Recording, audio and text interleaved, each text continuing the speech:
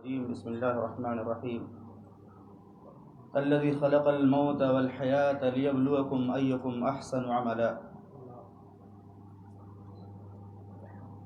وقال النبي صلى الله عليه وسلم: من حسن إسلام المرء تركه ما لا يعنيه.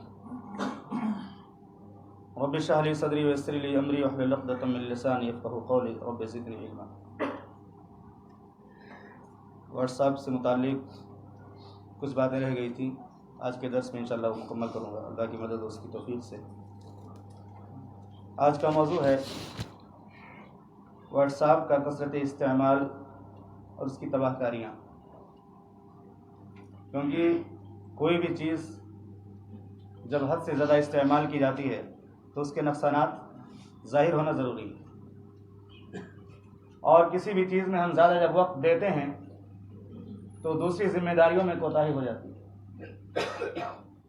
جو لوگ کثرت سے اس کا استعمال کرتے ہیں اس کی سب سے بڑی تباہ کاری یہ ہے کہ نماز فجر سے محروم ہو جاتے ہیں.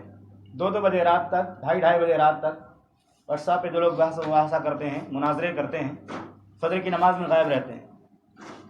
تو ایک طرف تو دین کی دعوت کا کام ہو رہا ہے، لوگوں کو اسلام کی باتیں بتائی جا رہی ہیں، اسلامی تعلیم سے متعلق بحث و مباحثے ہو رہے ہیں پوری رات، اور فجر کی نماز میں غائب.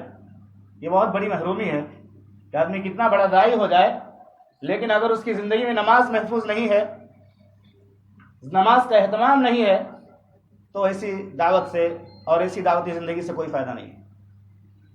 دوسرا نقصان میاں بیوی کے حقوق میں کوتاہی، کہ اگر شوہر بہت زیادہ سوشل میڈیا کا، واٹس ایپ کا استعمال کرنے والا ہے تو وہ بیوی کے حقوق میں کوتاہی کرتا ہے. رات دیر تک اس میں بزی اور مشغول رہتا ہے، اور زیادہ استعمال کرنے کی وجہ سے یہ کام ایک نشہ بن جاتا ہے کہ آدمی اس سے الگ نہیں ہو پاتا، اور بیوی ایک طرف بے چین ہو کر کے رات گزار دیتی ہے. یا اگر بیوی اس کی عادی ہے تو وہ موبائل کو ہاتھ سے چھوڑتی نہیں ہے، اور شوہر گھٹن کی زندگی محسوس کرتا ہے. اور یہ ایسی خرابی ہے کہ اس کی وجہ سے بہت ساری ازدواجی زندگیوں کے اندر طلاق اور خلا کے واقعات پیش آتے ہیں. لوگ پریشان ہو جاتے ہیں، اپنی زندگیوں میں گھٹن محسوس کرتے ہیں. اور تیسری تباہ کاری ہے بچوں کی تربیت سے غفلت. مثال کے طور سے ایک گھر ہے، اس میں ماں کے پاس بھی موبائل ہے، باپ کے پاس بھی موبائل ہے، اور ہر کوئی اپنے میں بزی ہے. اب وہ نگرانی کا وقت ہے، رات کے ٹائم بچہ کیا کر رہا ہے، بچی کیا کر رہی ہے، ان کو اپنے سے فرصت نہیں. فون پہ باتیں ہو رہی ہیں، واٹس ایپ پہ میسج ہو رہے ہیں، باپ بھی بزی ہے، بیٹا بھی بزی ہے، بیٹیاں بھی بزی ہیں، بچے بھی بزی ہیں. کسی کو فرصت ہی نہیں ہے کہ بیٹے کے بارے میں سوچے وہ کیا کر رہا ہے، بیٹی کیا کر رہی ہے. ہم 2 بجے رات تک کسی سے بات کر رہے ہیں تو بیٹی بھی 1:30 بجے رات تک کسی سے محو گفتگو ہے، وہ بھی کسی سے دوستی نبھا رہی ہے، بیٹا بھی کسی سے دوستی نبھا رہا ہے. یہ باتیں تلخ ہے لیکن حقیقت ضرور ہے. آج جو ہمارے گھروں میں ناخوشگوار واقعات ہوتے ہیں اس کی وجہ یہی ہے کہ ہمارے پاس وقت ہی نہیں ہے بچوں کی تربیت کے لیے، بچوں کی نگرانی کے لیے، بچوں کے محاسبے کے لیے. تو یہ تیسری بڑی تباہ کاری ہے کہ بچوں کی تربیت میں اس سے لاپرواہی ہوتی ہے اور ہم اپنی ذمہ داری کو ادا نہیں کر پاتے. جبکہ اللہ رب العالمین نے فرمایا قوا انفسکم واہلیکم نارا، اپنے آپ کو اور اپنے اہل و عیال کو جہنم کی آگ سے بچاؤ. اور چوتھی تباہ کاری یہ ہے کہ اگر کسی کو واٹس ایپ کا نشہ چڑھ گیا ہے تو وہ چاہے کمپنی میں کام کرے، چاہے کسی بھی جگہ کام کرے، ملازمت کرے، ڈیوٹی کرے، وہ اپنی ڈیوٹی کے ٹائم میں بھی اپنے اوقات کو ضائع کرے گا. جو ذمہ داری اس کو دی جا رہی ہے اس سے وہ غافل ہو جائے گا. اور ظاہر سی بات ہے اگر کوئی آدمی کسی دکان میں کام کر رہا ہے، کپڑا بیچنے کی دکان ہے، اس کو حکم دیا گیا کہ آپ جو ہے کسٹمر کو کپڑے دکھاؤ، اس کی تجارت کرو، اور وہ اپنے موبائل میں بزی ہے، میسج پہ میسج بھیج رہا ہے، لوگوں سے بات کر رہا ہے، کام نہیں کر رہا ہے، جو ذمہ داری اس کو دی گئی ہے، تو اس کی روزی حرام ہو جائے گی.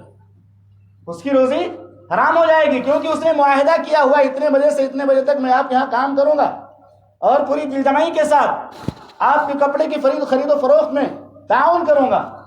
تو اگر آدمی ذمہ داری کے وقت کے دوران اس کا غلط استعمال کرتا ہے تو اللہ تعالیٰ کیا اس کا حساب دینا پڑے گا. اور 5ویں چیز یہ، اسلام نے مسلمانوں پر جو حقوق عائد کیے ہیں انہی میں سے پڑوسی کا بھی حق ہے کہ پاس پڑوس میں کوئی بیمار ہے، کوئی پریشان حال ہے تو اس کی حال چال کے بارے میں ہم کو معلومات ہونی چاہیے، اس کی خبر گیری کرنی چاہیے. اس کے ساتھ اچھا سلوک کرنا چاہیے. پڑوسیوں کے بارے میں محمد الرسول اللہ صلی اللہ علیہ وسلم نے ارشاد فرمایا من کان یؤمن باللہ والیوم الآخر فلا یؤذی جارہ. تم میں سے جو آدمی اللہ اور آخرت کے دن پر ایمان رکھتا ہو اسے چاہیے کہ اپنے پڑوسی کو تکلیف نہ دے. تو پڑوسیوں کا خیال کرنا، وہ بھوکے ہیں کہ پیاسے ہیں، بیمار ہیں، کس حالت میں ہیں، اس کے کثرت استعمال کی وجہ سے جب آدمی بیوی بچوں سے بالکل غافل ہو جاتا ہے تو پڑوسی تو دور ہے، پڑوسی تو ہمارے گھر کے بعد میں ہے.